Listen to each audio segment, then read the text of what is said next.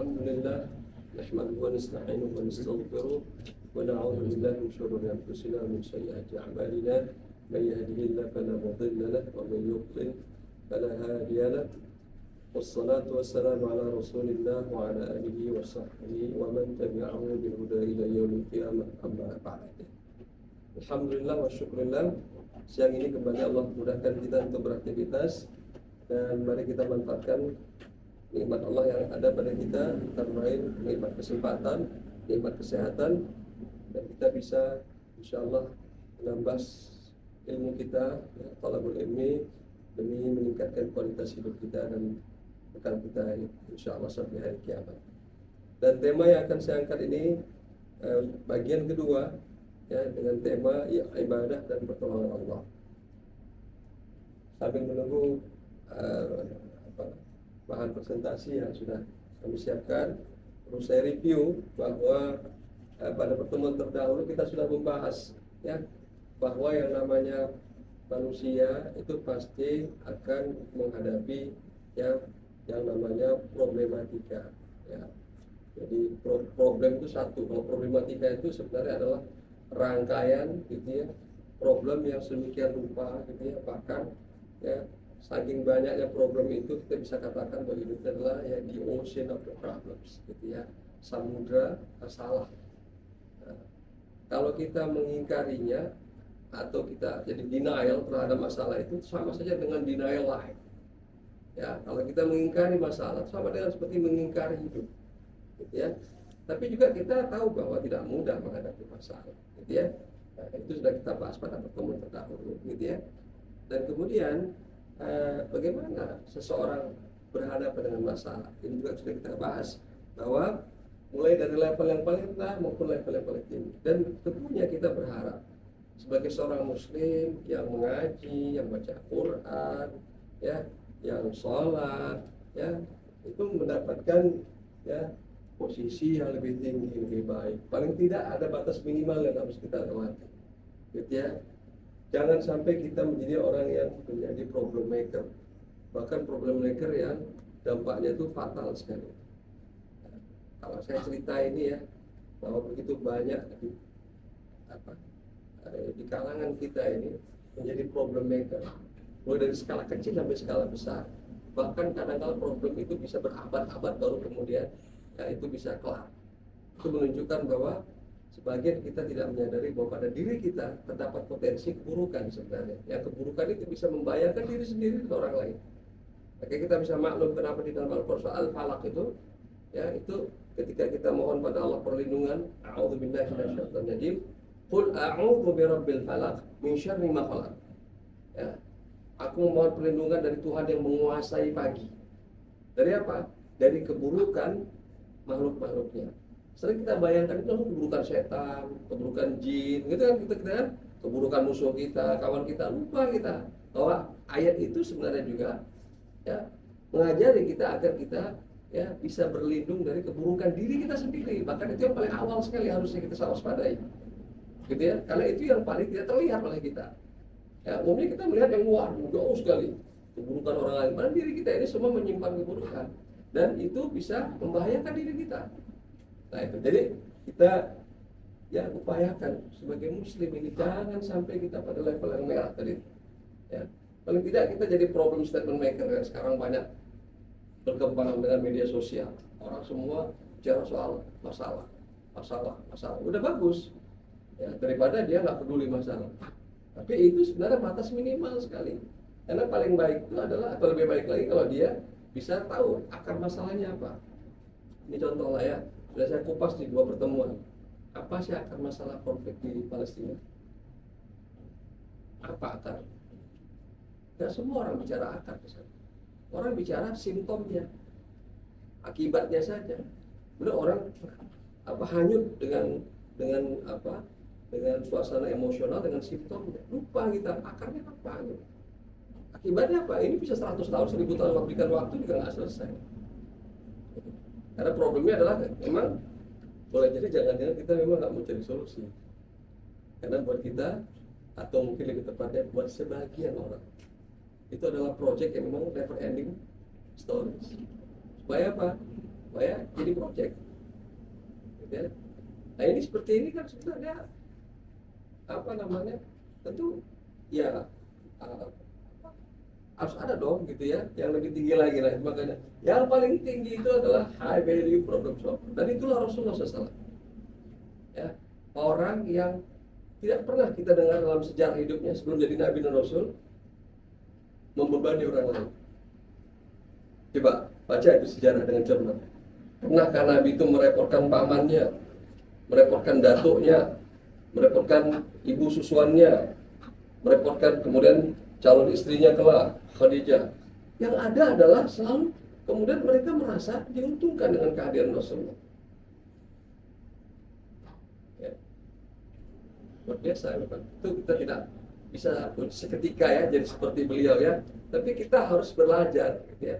Dan umat Islam ini harus diingatkan lewat kajian, lewat pengajian, agar kemudian mereka naik kelas. Jangan bertahun-tahun kita ngaji tapi nggak naik kelas, gitu ya.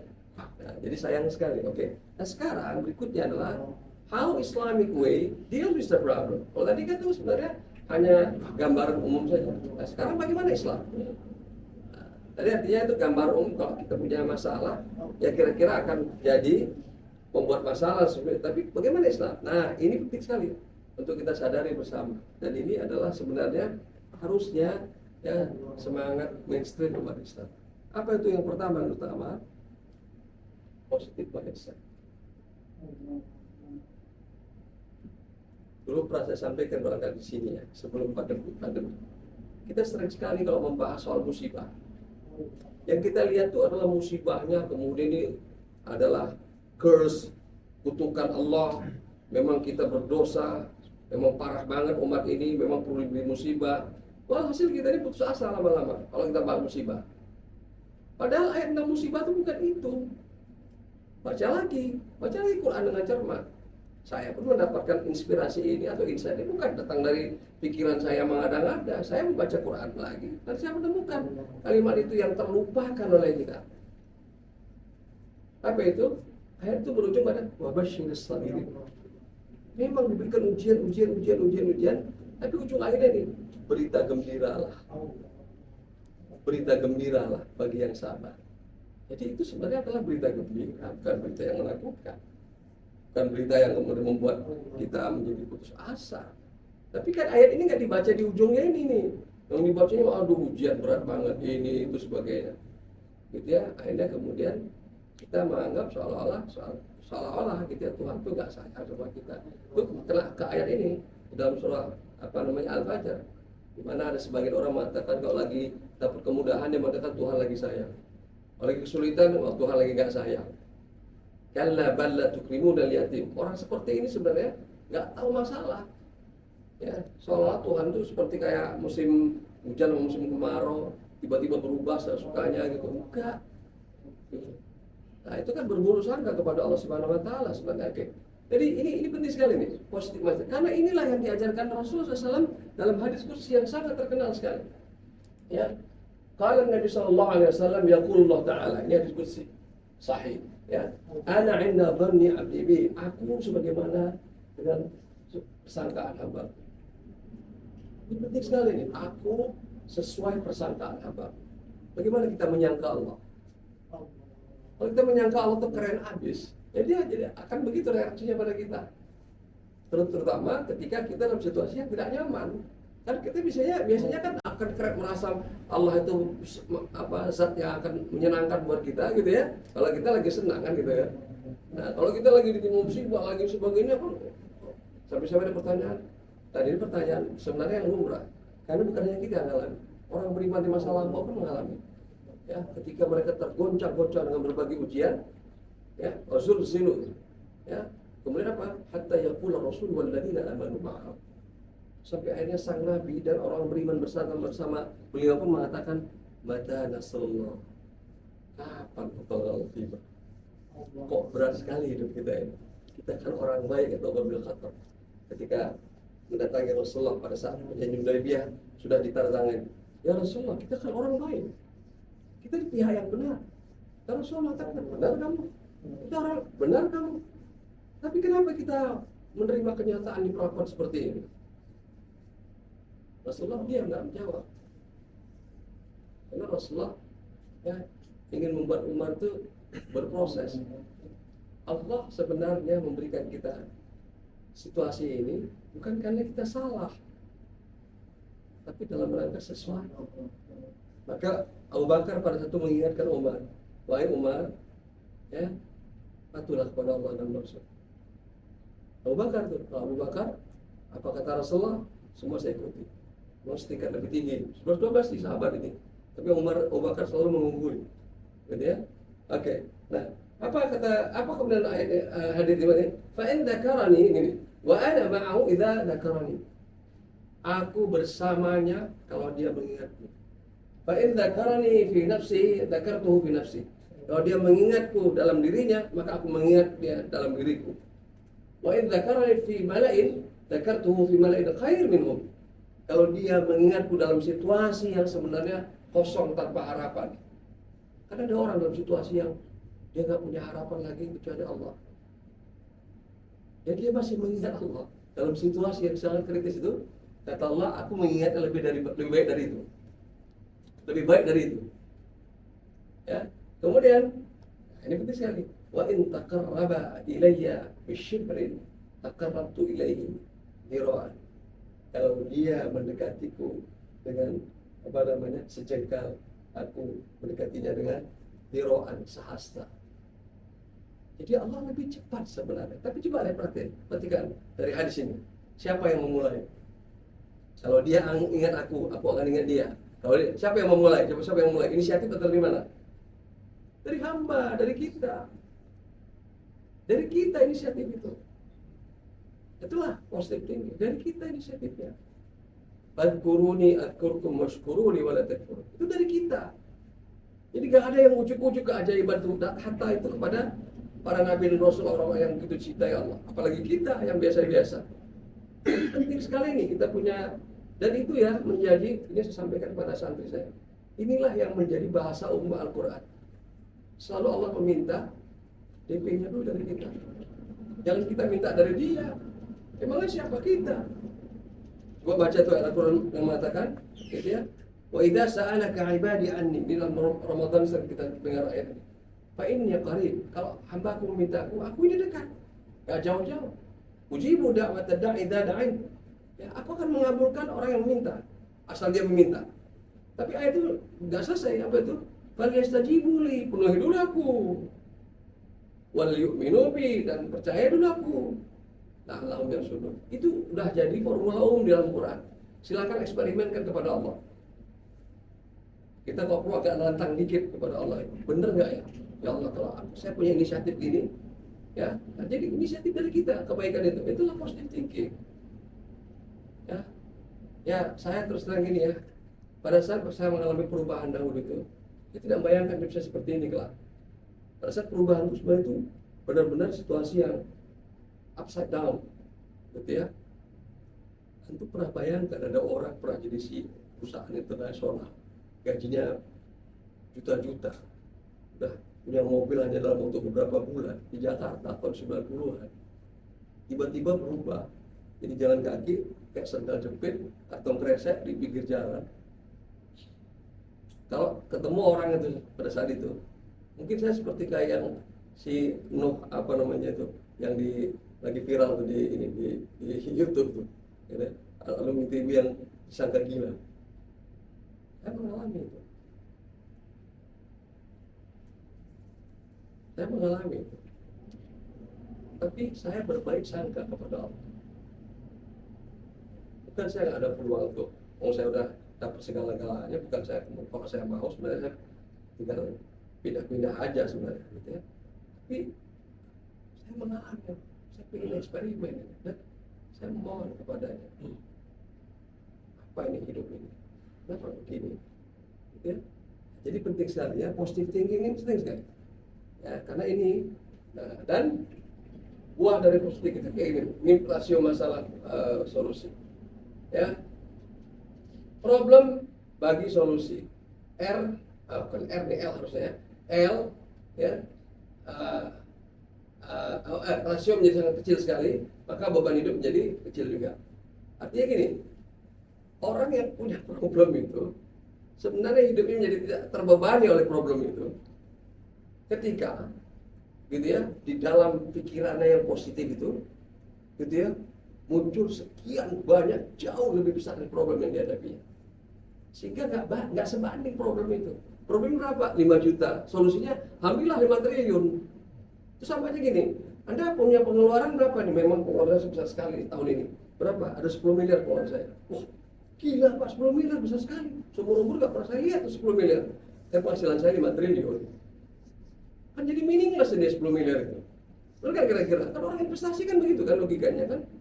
Kalau orang berinvestasi itu kemudian takut keluar banyak, ya nggak usah. Kalau takut di lembur pasar, jangan berumah di pantai. Gitu kan? Kalau kita takut mengambil risiko, ya udah nggak usah. Jadi jadi orang depan, jadi pecundang saja. Memang begitu hidup, gitu ya. Nah, jadi sebenarnya ini apa? Ini nih, bagaimana mindset kita, ya itu terlatih. Ini kita belum bicara soal pertolongan Allah nih, ini baru soal positif thinking. Terlatih meminimalisir ini, dan memperbesar ini. Kalau ini udah besar, kita buat jadi sangat besar ini. Dan kemudian kita fokus pada solusi. Itu insya Allah hidupnya nikmat, walaupun masalah bisa ya setinggi gunung. Gitu ya, sesekali kita ngeluh biasalah. Sesekali ya, tapi jangan tiap hari ngeluh, tiap menit ngeluh, tiap detik ngeluh. Terus kemudian kamu ini apa? Kira-kira gitu kan? Nah, padahal orang yang dikeluhkan boleh jadi masalah jauh lebih besar. Ya, kalau kita datang ke bar, kan ada bartender tuh. Boleh jadi bartender itu lagi cerai-cerai sama istrinya, tapi dia kan senyum, melayani kan, seolah-olah gak ada masalah. Padahal masalahnya di mudah, tapi karena dia bisa mengelolanya, maka tampak seperti seolah-olah gak ada masalah buat dia. Sebenarnya cara berpikir tadi itu udah bagus sekali itu. Ya, udah bagus nih gitu ya. Itulah yang namanya positive thinking. Gitu ya. Nah, ini penting sekali. Kenapa? Nah, ini dia. Oke. Kalau gitu bagaimana kita memandang masalah? Bagaimana Islam? Satu, permasalahan adalah keniscayaan hidup. Ya, sebagai muslim kita harus menyadari permasalahan adalah keniscayaan. Tanamkan pada anak-anak kita, problem is not problem. Karena permasalahan itu adalah bagian dari ya life. Oke, yang kedua, berupaya sekurang-kurangnya tidak menjadi sumber masalah. Jadi kita jangan sejak awal gitu ya, kemudian membiarkan diri kita ya menjadi orang yang kemudian menimbulkan masalah. Itulah sebabnya dalam Islam itu kita berupaya sedapat mungkin mengurangi dosa-dosa kita sejak awal. Kita jangan mengganggu orang. Coba saya perhatikan ya, tadi ini saya sampaikan kepada security. Setiap saya mau belok MTH ini, disitulah pun orang parkir pakai motor. Parkir itu di situ tuh. Mau bilang itu merepotkan orang yang mau belok. Bukan sekali dua kali. Tadi saya bilang sama security, Pak, sampaikan pada mereka, aduh Pak, lebih galak mereka daripada kita kan. Cobalah orang yang jadi di mana-mana nih orang pakai sepeda motor tuh ya, dia merasa tolong maklumi saya ya, karena saya pakai sepeda motor hidup saya menderita, maka kemudian saya di mana saja silakan, boleh aja. Kan ini nggak benar tadinya. Wah dari gang, nggak pakai kanan, pakai kiri, nggak pakai assalamualaikum langsung kemudian muter aja tabrak. Ini contoh nih, terserang. Jadi jangan jadi troublemaker lah kita ya. Keluar kita hati-hati, gitu ya. Ya kita berusaha jangan sampai orang lain. Bahkan kalau perlu jangan sampai dia berdetak hatinya timbul persangkaan buruk pada kita. Kan harusnya begitu kan orang Islam kan? Sampai seperti ini orang Islam itu luar biasa. Apalagi sampai dengan sengaja malah membuat orang diundang bersangka buruk. Kan buruk sekali orang ini, gitu ya. Malah kalau kita usahakan kita jangan sampai orang bersangka buruk malah kita kan kira-kira gitu kan. Ini dengan sengaja malah. Nah, ini. Kemudian jika akhirnya muncul masalah, setelah kita berusaha sebagainya, kok muncul masalah? Nah, tadi jangan kemudian kita merasa seolah-olah kayak Tuhan menghukum kita. Ingat poin pertama tadi apa itu? Itulah hidup. Ustaz, saya udah ngaji, Ustaz, udah baca Quran, saya udah tobat, Ustaz. Dulu saya, wah, bandel banget sebenarnya. Kok sekarang ini jadi masalah bertubi-tubi? Ini pertanyaannya konyol sebenarnya.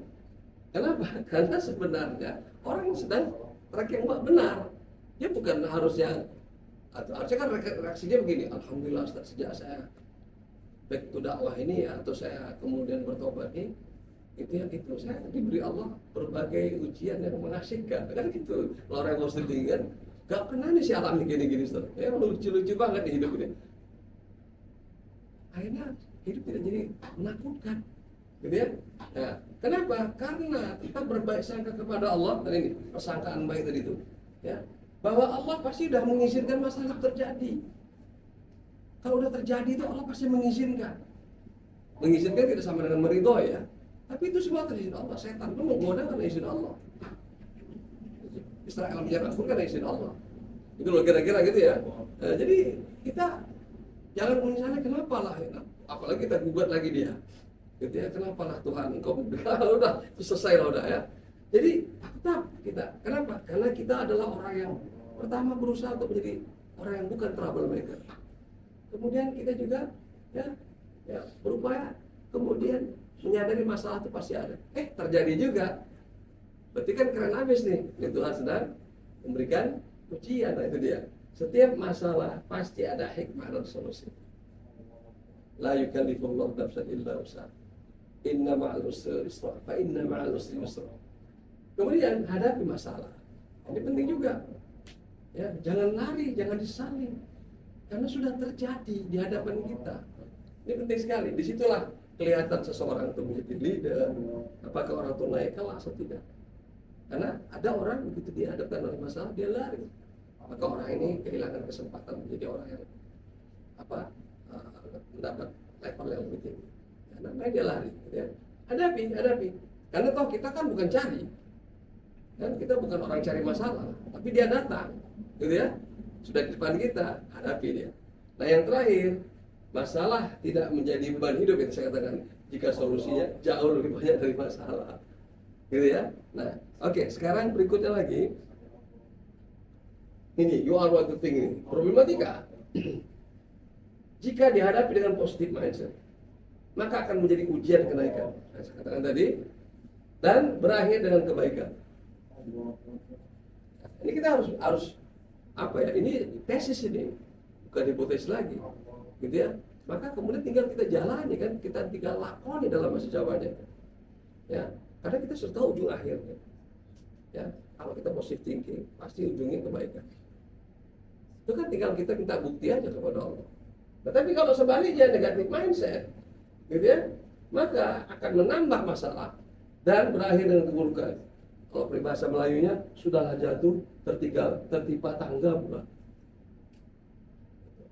Jadi masalah datang, kemudian mengundang masalah berikutnya. Saya melihat ini problem kita ya. Nah, jadi positif mindset lebih dari setengah jalan menuju solusi. Jadi positif saja itu sudah setengah dari solusi sebenarnya. Dan itu ajaran Islam ya sebenarnya, itu ajaran Islam. Cuma inilah ironisnya, kita Muslim tapi tidak otomatis punya positif mindset. Jadi keislaman kita itu tidak continue ya dengan pikiran kita, dengan akhlak kita. Karena nggak ada jaminan juga orang yang statusnya Islam, pikirannya Islami. Itu nggak kira-kira orang yang status agamanya Islam, akhlaknya Islam itu nggak otomatis, gitu ya. Karena itu adalah sebuah proses.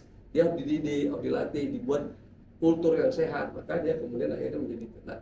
Terus terang kalau saya mau tanya nih pada teman-teman, mainstream umat Islam saat ini itu positif atau negatif mindsetnya? Gini, kita terbuka saja, merasakan minimal ini menurut feeling kita aja, bukan dari survei. Kita kira-kira mainstream umat Islam atau bagian dalam skala yang terbatas Jakarta atau Indonesia, itu mainstreamnya negatif atau positif saat ini? Negatif ya. Gak apa-apa kalau misalnya ada yang berpendapat berbeda, silahkan juga argumentasinya, gitu ya. Ini contoh misalnya gini ya.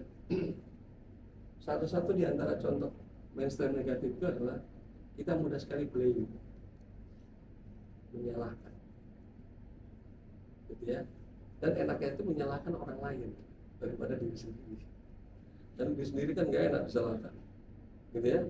Nah, itu sebenarnya indikasi yang saat ini dulu. Atau gini, ketika ada orang berprestasi, bukan kita puji dia, tapi nyinyir, gitu ya. Terlepas apakah itu kawan atau lawan kita, dalam Islam, kalau dia berprestasi, dia mau setan pun, gitu ya, kira-kira gitu ya kasarnya, kalau dia berprestasi, maka pengakuan kita terhadap prestasi itu penting. Dan itu adalah kejujuran kita. Jangan kemudian kita liputi dengan kebencian. Kejujuran itu penting sekali. Nah setelah itu bahwa kemudian kita harus termotivasi untuk kemudian jadi lebih baik dari dia, itu silakan. Tapi begitu kita kemudian merendahkan, nyinyir, kemudian menegasikan, itu sebenarnya kita berpenyakit. Dan kita itu adalah negatif mindset. Nah ini harus saya latih di pada diri saya. Saya sendiri harus latih di pada diri saya. Karena saya ini termasuk orang yang berada dalam lautan negatif mindset dahulu. Jadi saya latih nih, enggak gampang mengubahnya. Nah, keluarga saya bisa tahu lah bagaimana proses perkembangan perubahan saya. Nggak mudah. Itu dari orang yang udah ngeluh dan sebagainya menjadi itu nggak mudah. Oke. Jadi ini harus kita sadari nih. Ngaji-ngaji kita harus kita arahkan agar menjadi positif. Jadi gini ya, jangan sampai orang kalau ngaji, habis ngaji dia stres. Saya juga menghindari ngaji-ngaji yang membawa stres. Pulang ngaji orang tuh kemudian dia berpikir, kok jadi gini dia bisa setelah ngaji. Ini Ustadz ngasih masalah aja kira-kira gitu ya. Itu terus terang saya sendiri nggak demen gitu. Saya kalau tahu ada pengajian kayak gitu saya tinggalkan itu. Dan saya senang juga sekiranya jamaah meninggalkan saya kalau pengajian saya seperti itu. Wajar-wajar aja. Kenapa? Dia jadi trouble membebani masalah kepada orang lain. Coba khutbah-khutbah kita kalau seperti itu di masjid-masjid, apa jadinya? Pulang dari masjid orang kemudian menjadi gelisah dan akhirnya dia kehilangan semangat hidup. Harusnya kan ketika kita menyampaikan khutbah itu orang itu jadi inspiratif, kemudian penuh dengan semangat hidupnya, dan dia berharap sekali lagi nanti pekan depan saya kalau bisa ikut khutbah lagi, mendengarkan khutbah. Begitu harusnya semangatnya. Nah ini penting sekali ya. Jadi saya belum memotret dari segi katakanlah survei, tapi kalau tentu mengatakan mayoritas kita negatif, yuk kita perbaiki. Berarti apa? Kita menanam benih-benih negatif berarti lebih banyak daripada benih positif di berbagai kesempatan. Ini penting sekali. Oke, kemudian negatif mindset ini menjadi pangkal awal bagi umat Islam kalah unggul dibandingkan dengan umat Islam. Ini kita berbicara pertolongan Allah nih, berbicara soal duniawi saja nih, gitu ya. Jadi awal, kalau bahasa saya dahulu, kalau orang sudah negatif mindset itu, ini orang adalah the loser, orang kalah. Kalaupun dia senyum orang kalah. Kalaupun dia sukses, suksesnya orang kalah. Gimana? Gitu ya? Ya, beda dengan gagalnya orang menang. Dengan gagalnya atau apalagi suksesnya orang menang. Gitu ya? Nah, ini terus terang akan membentuk jalan pikiran kita, karakter kita, gaya kita untuk kemudian berinteraksi. Gitu. Jadi yuk kita diberikan Allah panduan Al-Quran, diberikan Allah hadits Nabi yang luar biasa tadi itu. Seharusnya kita lah yang terdepan mengamalkan. Ya, kita belum bicara soal pertolongan Allah nih. Kita padahal punya modal namanya itu pertolongan Allah dan ibadah. Ini baru bicara soal membentuk yang pokok dulu nih, dasar. Nah, kalau begitu bagaimana peran pertolongan Allah dan ibadah? Kita bahas pada depan. Supaya pada depan ada kajian yang lebih asik lagi. Ya. Oke, kalau ada pertanyaan komentar saya persilakan.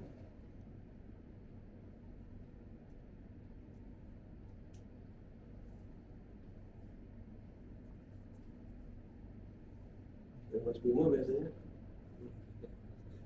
Saya pasti. Ya silakan.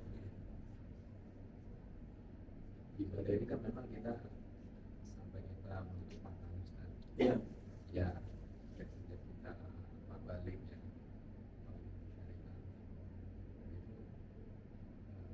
Lingkupnya kan luas. Kita berpikir dari ibadah doa yang sholat Baik. itu untuk senantiasa meningkatkan kadar keikhlasan kita. Itu ada tips-tipsnya Ustaz. Ya. Biar ya kan kita imankan fluktuasi. Baik, terima kasih. Jadi bagus sekali kalau kita memulai untuk mengurai masalah dengan sesuatu yang affordable buat kita. Ya, jangan kita mengurai masalah itu ketika kita urai dia mungkin kusut. Itu namanya bukan mengurai. Itu nggak kira-kira? Kalau bahasa Indonesia mengurai itu artinya kan sebenarnya membuat dia menjadi lebih mudah, benang itu jadi lebih tahu kita mana ujung pangkal. Nah, tapi kalau kita mengurai jadi lebih kusut, itu namanya ya bukan mengurai. Di Al-Quran tuh sebenarnya perumpamaan ini sebutkan dalam Al-Quran.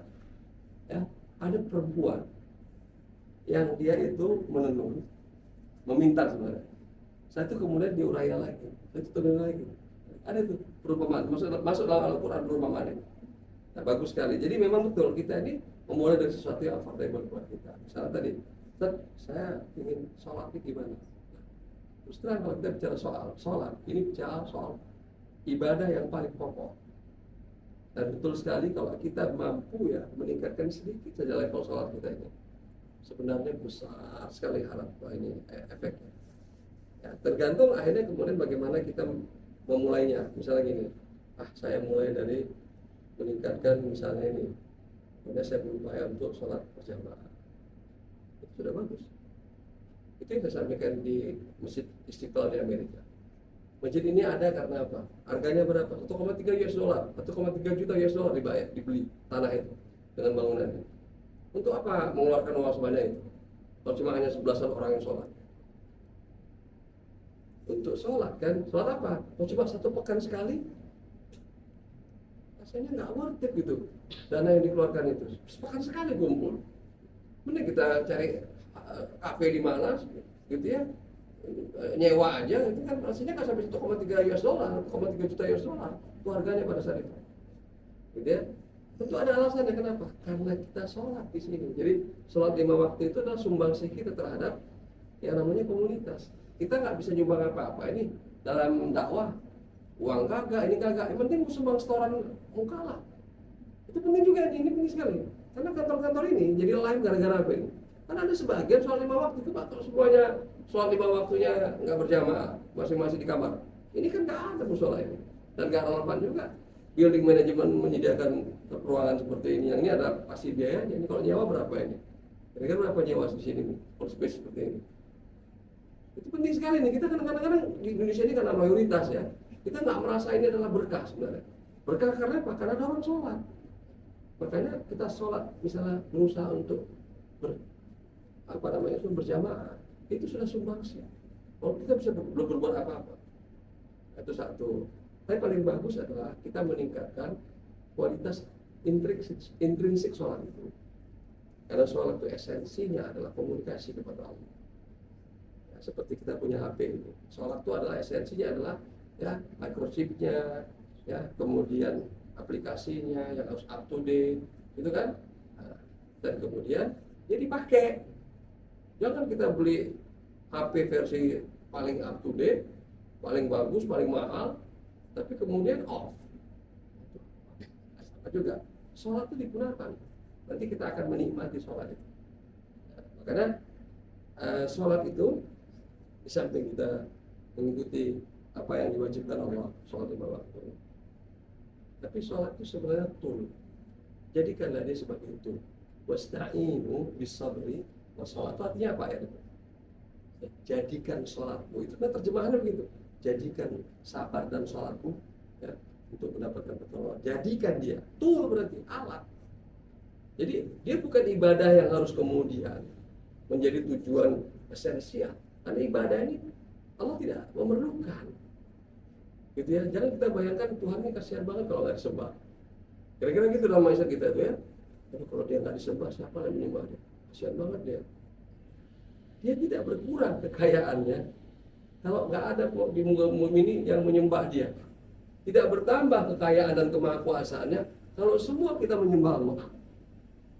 Kenapa? Karena sesungguhnya itu buat kita. Nah, buat kita ini yang jarang kita ambil dalam beribadah. Karena itu ibadah kita itu ibadah yang terus sering menjadi beban buat kita. Karena kita nggak merasakan manfaat. Makanya orientasikan ibadah sholat itu manfaat. Ya. Makanya sholat tuh coba. Saya tuh kayak gini-gini saya eksperimen kan. Misalnya gini, saya dalam situasi tertentu tuh sholat tuh saya panjangkan doa saya. Itu bagusnya sholat sunnah. Ya Allah ya Karim, ya itu belum selesai sholat kita. Sudah digerakkan Allah pertolongan itu kalau dia bangun.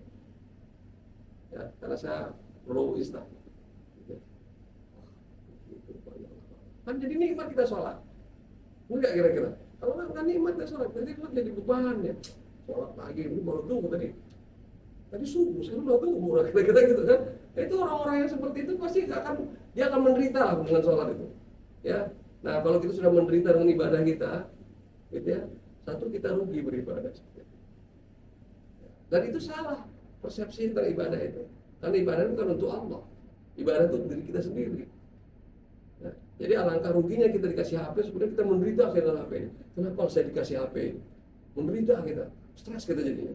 Kan nggak bisa kan sebenarnya kan? Sementara kita berharap-harap punya alat bantu seperti ini kan, kira-kira gitu kan. Jadi harusnya kita bersyukur karena kita masih diberi sholat. Saya pernah punya pengalaman ini, mendengar langsung di sebuah pesantren. Pesantren ini sangat pas-pasan banget ya. Jadi mereka ini saking miskinnya tuh sering-sering puasa. Kata si santri, sekarang udah lulus mereka, udah jadi sarjana, udah jadi guru sebagainya. Maka curhatlah mereka, testimoni nih, udah selesai udah jadi orang nih. Dulu kami waktu di pesantren, saking laparnya, itu ketika dengar panggilan azan, itu kayak surga. Kami lupa sejenak lapar kami. Menikmati betul sholat itu karena kami lupa sama lapar. Tapi sholat lapar lagi gitu. Coba sampai seperti itu mereka menikmati ibadah. Sekarang udah jadi orang hebat mereka, tapi mereka testimoni ketika mereka jadi santri dahulu. Karena pesantren mereka tuh memang pesantren yang pas-pasan banget. Jadi nikmati ibadah itu dan terutama kaitannya dengan diri kita. Nah, karena diri kita lah yang paling sebenarnya diuntungkan dengan ibadah itu. Jangan mikirin orang lain dulu lah, gitu ya. Selamatkan dulu diri sendiri. Itu saya kira tips saya. Nanti kita akan jadi bukan hanya menjadi lebih khusyuk. Kita yang perlu kok, maka kita sendiri akan menikmati gitu ya. Kita menjadi penikmat sholat, gitu ya. Jadi bahkan orang kemudian jadi terhadap kamu kok, ya gimana nggak suka orang saya menikmati kok. Karena kita tahu hasilnya, efeknya. Oke, silakan yang lain.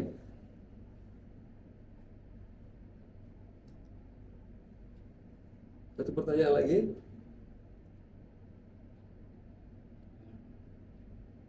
Ada? Ayo, jangan segan-segan. Pertanyaanlah. Biasanya Mas Bim. Loh. Ya, ada, Pak. Ya, silakan. Jadi ada di WhatsApp group sekarang kan banyak yang men-share yang terjadi di Gaza ya, terutama yang korban dan segala macam. Kemudian ada dari peserta di WhatsApp itu protes karena itu jadi istilahnya tadi negatif kali ya, negatif. Jadi dia minta kalau bisa jangan di-share, yang di-share yang positifnya, yang ada sumbangan dana atau apa gitu, yang positif itu menurut Pak Ustadz gimana? Ya, saya setuju.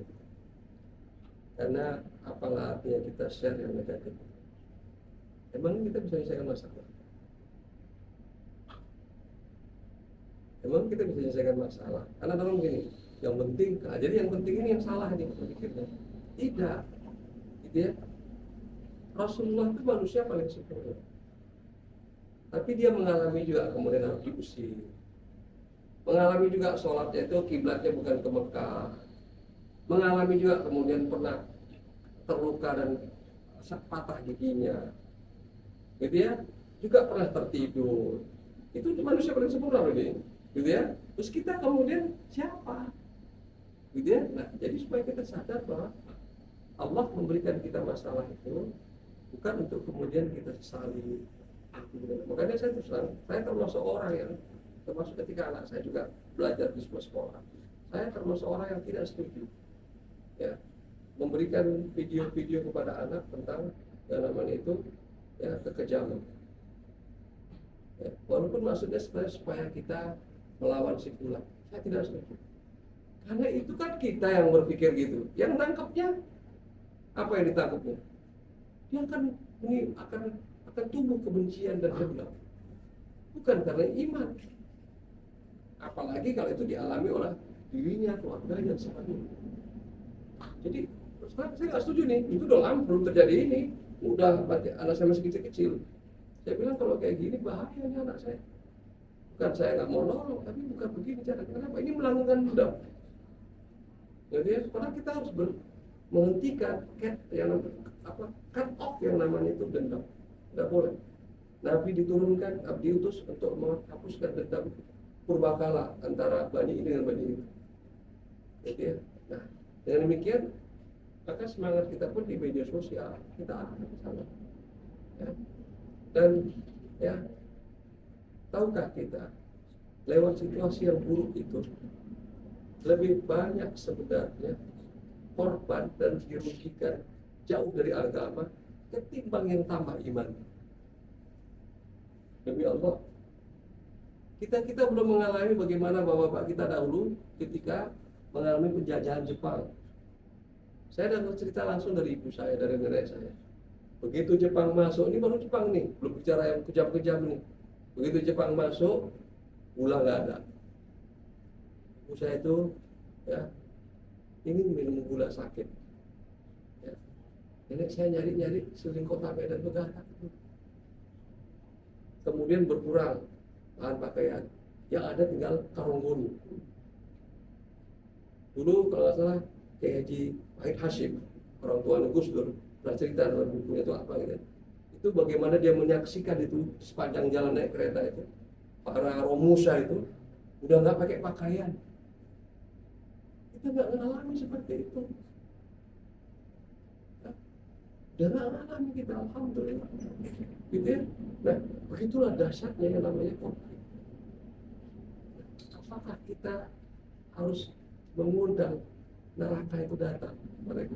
Entah doa kita kan Rabbana atina fid dunya hasanah wa fil akhirati hasanah. Bahkan waqina adzaban, kalau bisa kita hindari. Jadi sangat tidak termasuk orang yang tidak sependapat menyelesaikan dan memenangi sebuah konsentrasi politik ya, bahkan militer itu dengan cara kekerasan. Karena Quran menyebutkan. Dan itu ayatnya ya, ini perhatikan nih, saya jelaskan bahasa Arabnya. La ikroha fid din. La ini sini artinya apa? La inkari, negasi. Maknanya sama seperti la ilaha, makanya dibacakan dengan fathah. Ya, bukan la ilahun, bukan la ikrohun. Artinya apa? Ini artinya apa? Tiada. Kan la ilaha itu tiada ilah. Gitu ya, tidak ada satupun ilah kecuali Allah. Kalau la ikrah ini tiada paksaan dalam agama. Jangan kita memaksa walaupun sudah tahu. Karena agama ini sebenarnya fitrah, dia nggak perlu dipaksa. Malah kalau dipaksa, dia berbalik kemudian menjadi resisten. Bangsa-bangsa yang dahulu diislamkan dengan cara paksa, mereka kembali kepada kekafiran. Terbukti Spanyol 700 tahun dikuasai oleh Islam. Balkan, Romania, Bulgaria, ya, Serbia, cuma apa namanya itu, yang Herzegovina ini apa namanya itu, Bosnia, cuma seumprit. Albania, ya, Greek itu dikuasai siapa itu? Dikuasai oleh Turki 400 tahun, sampai 500 tahun dikuasai. Apakah menjadi Muslim mereka? Tidak. Dinasti Mughal di India menguasai sampai seluruh anak benua India.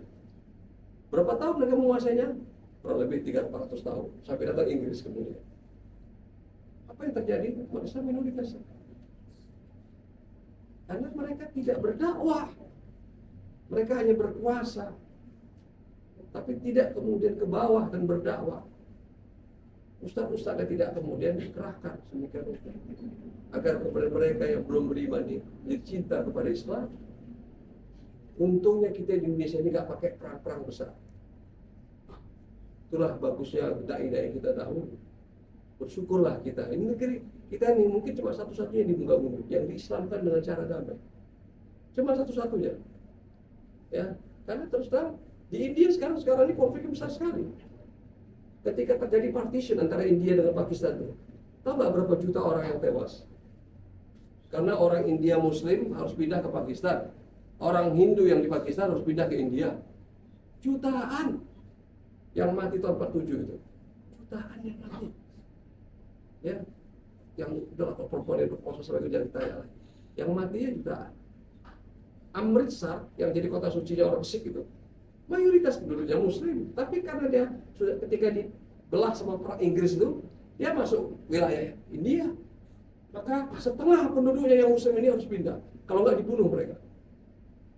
Mereka tercerabut dari rumah-rumah nenek moyang mereka yang ribuan tahun mereka tinggal di sana. Itu gara-gara partition. Jadi kita nggak mengalami itu. Janganlah kita undang, janganlah kita sok heroik mengundang itu datang ke negeri kita.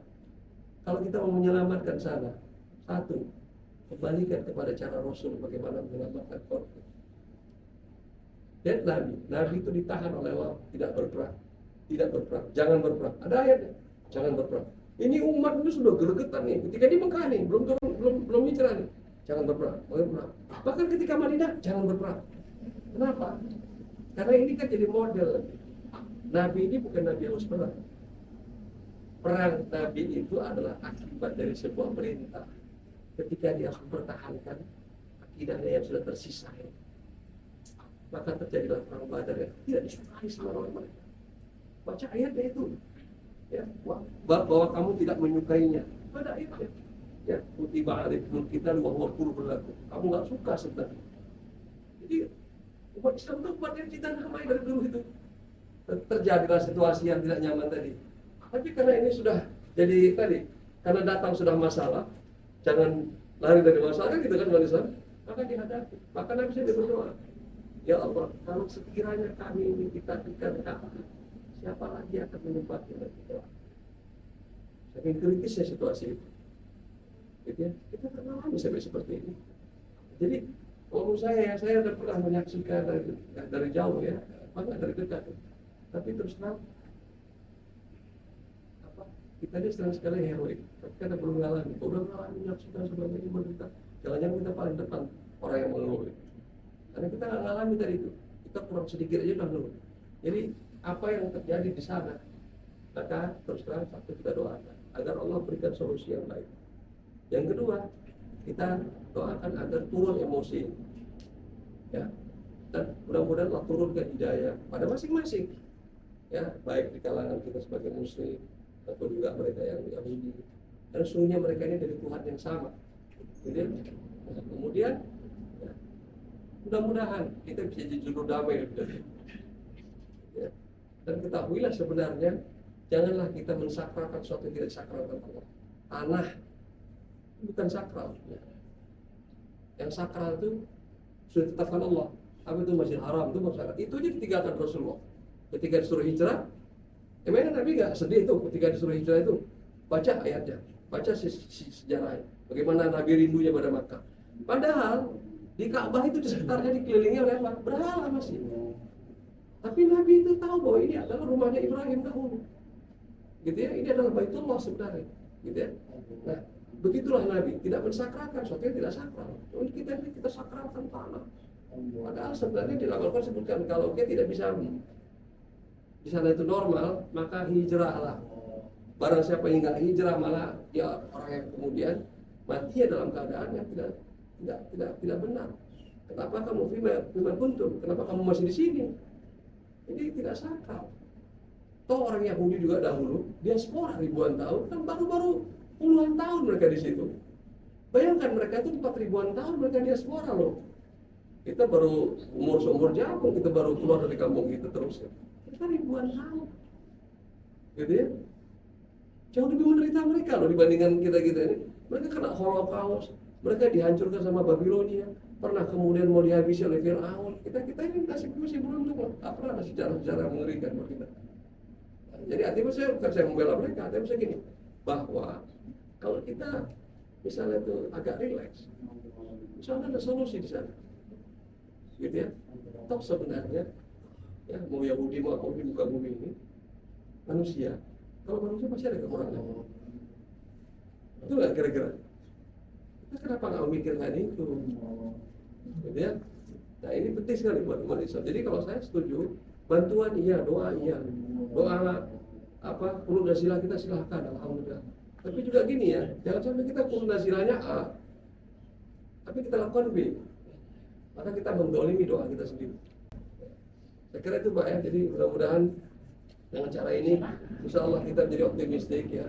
Yuk kita tolong saudara kita yang lain, tapi juga jangan sampai kita ya menambah masalah lagi.